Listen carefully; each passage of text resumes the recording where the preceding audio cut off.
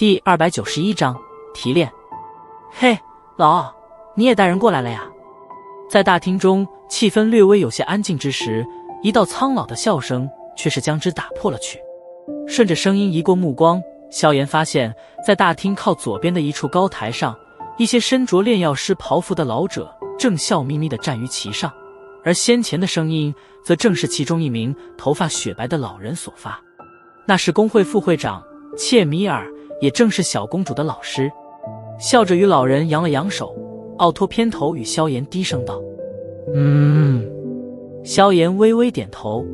别管那些家伙的眼光，能够在这个年纪成为3品炼药师，自然都是天赋极为杰出之辈，有些傲气是自然的，没有达到他们那个级别，他们并不会太过于理会，有点本事的年轻人大多都这样。奥托瞟了一眼大厅中那些年轻